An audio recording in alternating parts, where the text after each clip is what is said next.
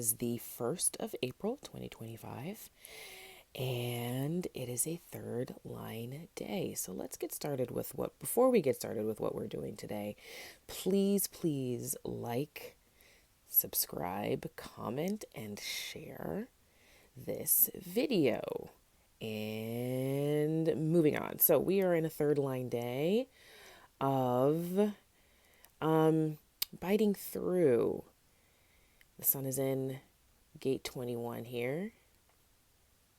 Biting through the justified and necessary use of power and overcoming deliberate and persistent interference. Third line days are our trial and error days, the days in when we make mistakes that we hopefully learn from once we've processed, lots of bumping into people, lots of bumping into things, maybe not a good day to make that rash purchase decision, for instance. I don't know, speaking for a friend. Today's theme is powerlessness, where we're learning about where the just are condemned to a futile confrontation with superior forces. And this is a frequency of anywhere from unless one follows one's own material path, the breaking of the ego by superiors. Defeat as a survivable humiliation often acceptable through the abuse of drugs and alcohol. Unless one follows one's own material path, the breaking of the ego by superiors. All the way to a total withdrawal. A lack of will for the material path in order to protect the ego.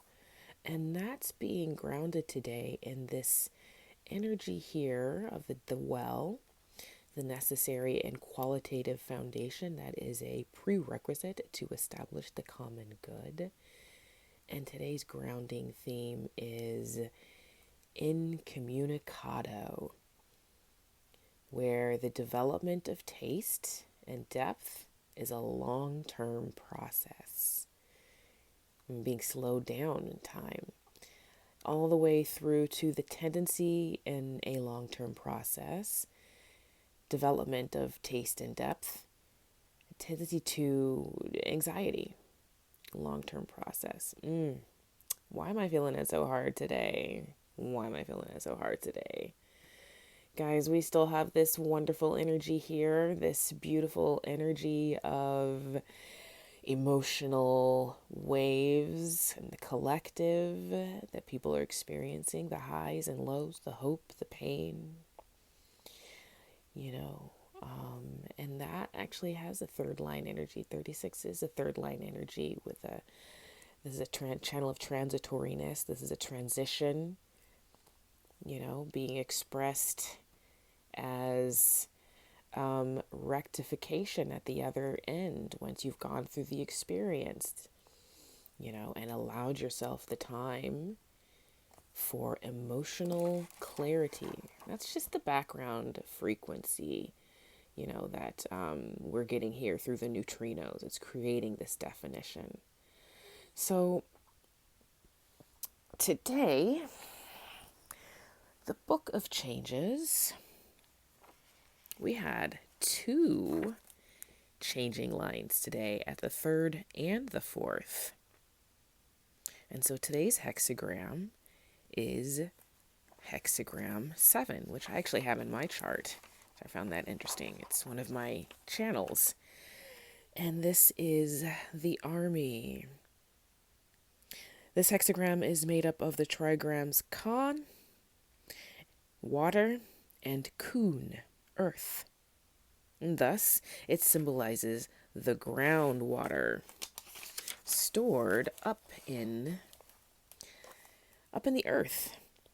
In the same way, military strength is stored up in the mass of the people, invisible in times of peace, but always ready for use as a source of power. The attributes of the 2 trigrams are danger inside and obedience outside. This points to the nature of an army, which at the core is dangerous, while discipline and obedience must prevail outside. Of the individual lines, the one that controls the hexagram is the strong 9 in the second place, to which the other lines, all yielding, are subordinate. Wait, did I do that right? Yeah, that's right. I got 7 at the second place, though. Interesting. 7 and 9. I guess that's, 9 would be if it was a changing line. But it's the same one, to which the other lines, all yielding, are subordinate. This line indicates a commander because it stands in the middle of one of the 2 trigrams. But since it is in the lower rather than the upper trigram, it represents not the ruler, but the efficient general who maintains obedience in the army by his authority. The judgment. The army needs perseverance and a strong man. Good fortune without blame. An army is a mass that needs organization in order to become a fighting force. Without strict discipline, nothing can be accomplished. But this discipline must not be achieved by force.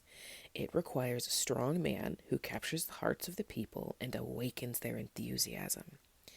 In order that he may develop his abilities, he needs the complete confidence of his ruler, who must entrust him with full responsibility as long as the war lasts. But the war is always a dangerous thing and brings with it destruction and devastation.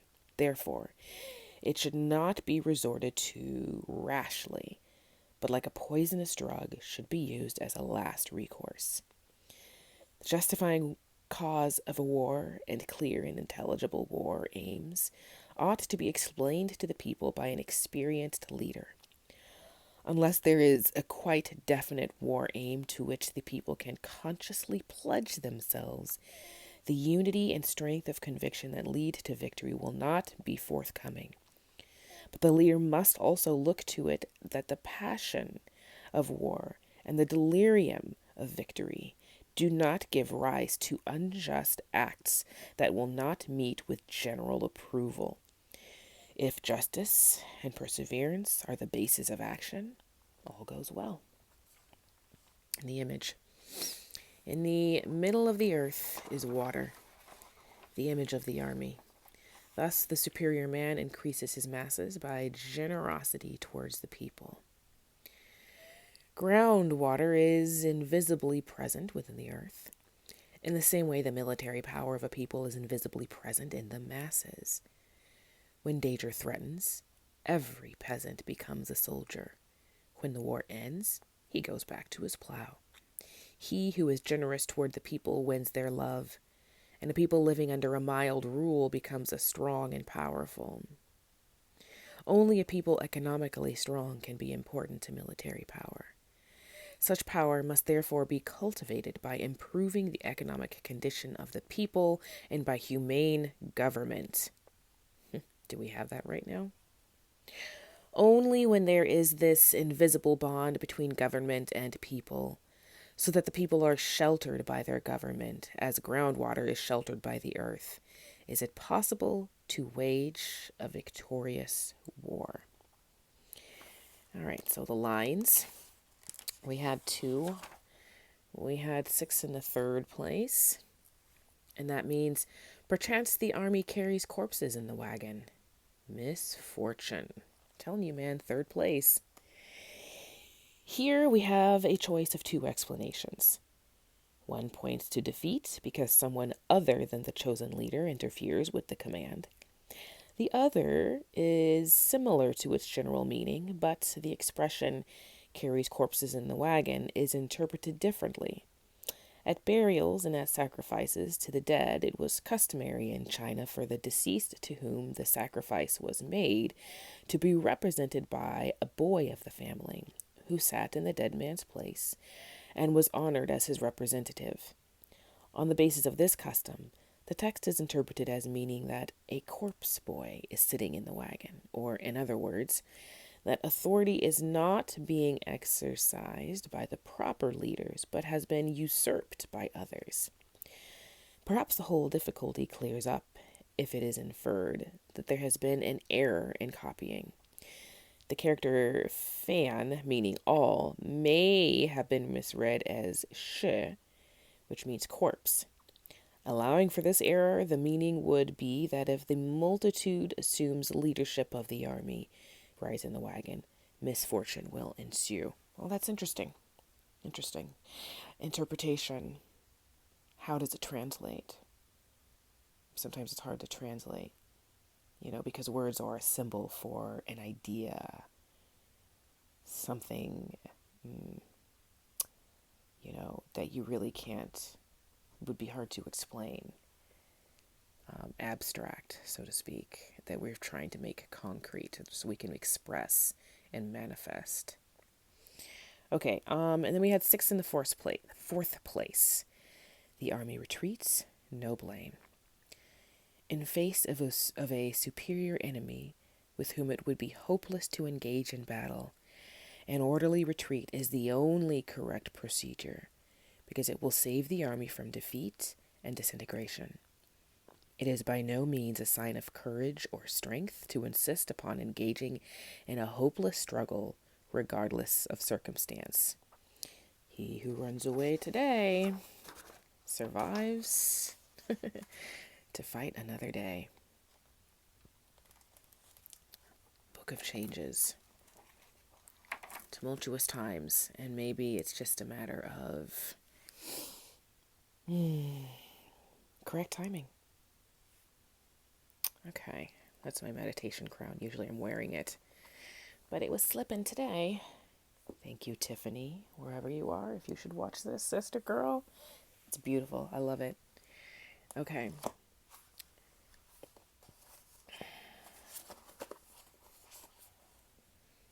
My white light oracle, Anapausis. What's your wisdom today?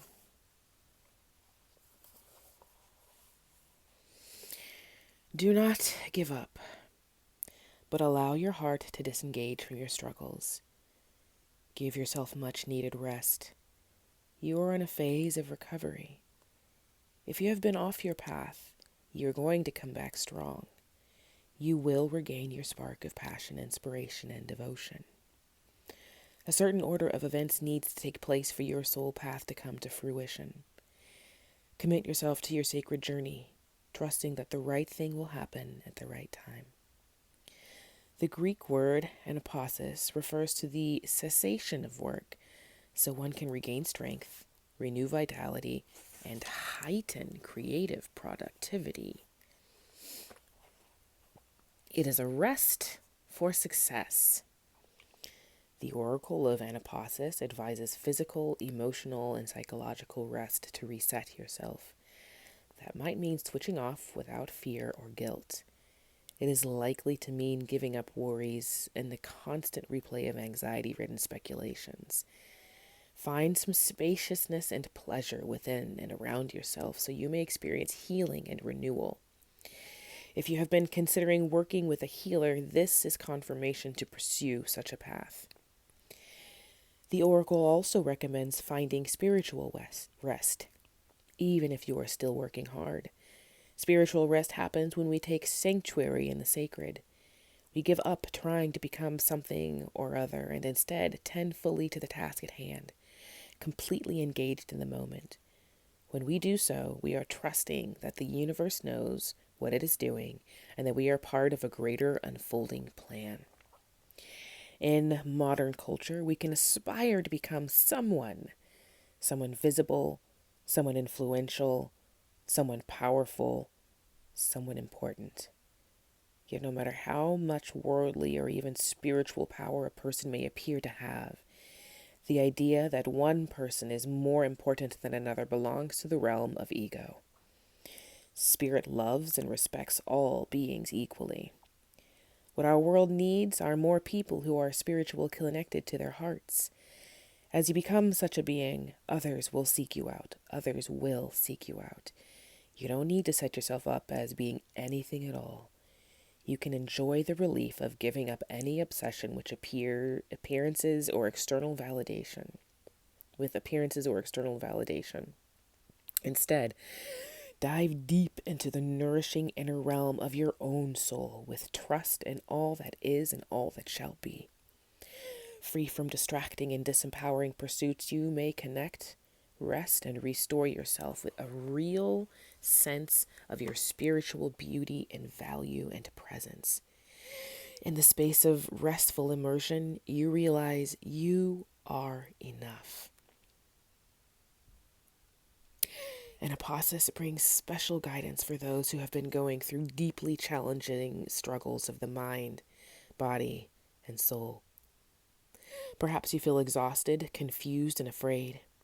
Even if you are still going strong in the outer world, you have a need for spiritual convalescence.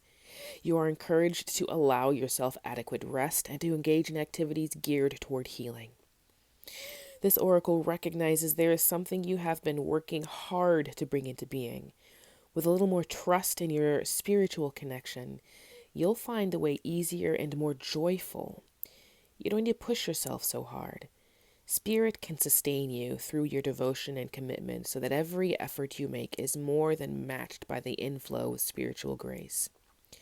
Don't allow your mind or the deranged ways of the world to create weariness and yet another drama. Take rest in the spiritual light of love, rest from fear, rest from anxiety, rest from needing to work it all out right now. Even on your most confusing or most productive days, you can find renewal in spirit. It is always available to you, even right now. Imagine, feel, or intend that you are being bathed in radiant white light. It gently but effectively removes tentacles of attachments that your ego has generated.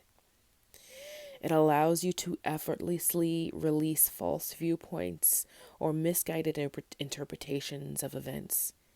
It gently cleanses and aligns your visions and desires so that they are in harmony with your heart and the universe. This brings you back to your true self. You can relax and allow this realignment to happen naturally in the spiritual light. As you surrender the restlessness of ego, you can settle into the inner loving ground of your beautiful heart. There is much for you to receive. You need not chase after anything or anyone, nor is there a need to fret or worry. Now is the time to rest in a place of love and trust. Rest for as long as you need, then ground yourself with a deep breath in and out. You have completed your healing process.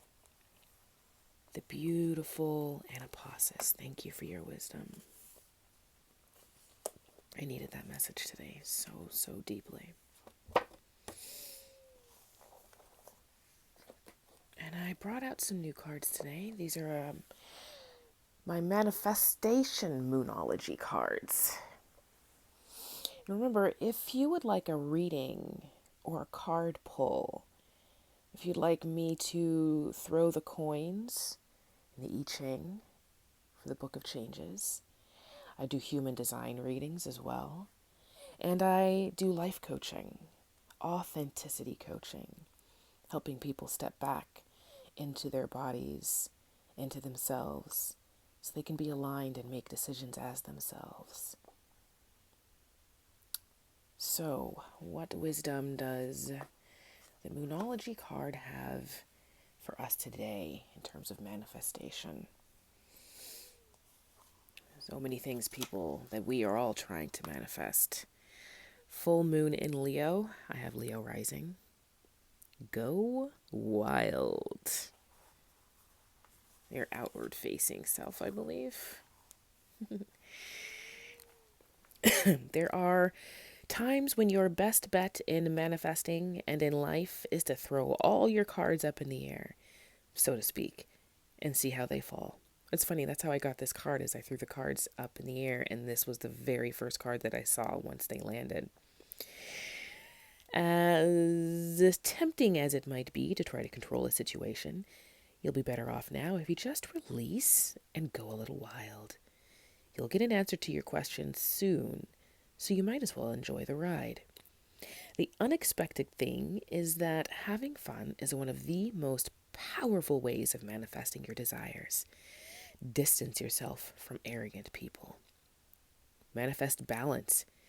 Find a balance between having a great time and attending to the people who need you. Manifesting mindset. Worrying about something or someone triggers the law of attraction as much as positive thoughts. So, focus on the positive. All right, all right. I think this is maybe personally for me. A manifesting ritual for unleashing your wilder side. Add cinnamon essential oil to your diffuser. Rest in a comfortable position and gently close your eyes. Call in Medusa, the once wild and beautiful goddess who symbolizes the end of the matriarchy's rule and feminine power, freedom, and transformation. Feel Medusa's feminine power. Breathe it in and step into your own feminine power. Your manifestation affirmation. I live in the present and release all past pain. When to manifest your magic. The best time to work your magic is when the moon is in Leo on a Sunday, the sun's day, or during the sun's hour. The full moon in Leo takes place when the sun is in Aquarius and the moon is in Leo. Yep. Oh, I guess that's more. No, that's full moon in Virgo. Nope, you're right. All right. The wisdom of full moon in Leo. Go wild. Thank you for your wisdom. These are great activities that I find can be really helpful, just to get aligned with that. So, again, please like, comment, subscribe, and share. And if you'd like a reading or a card pull of any kind, let me know. And as always, love yourself.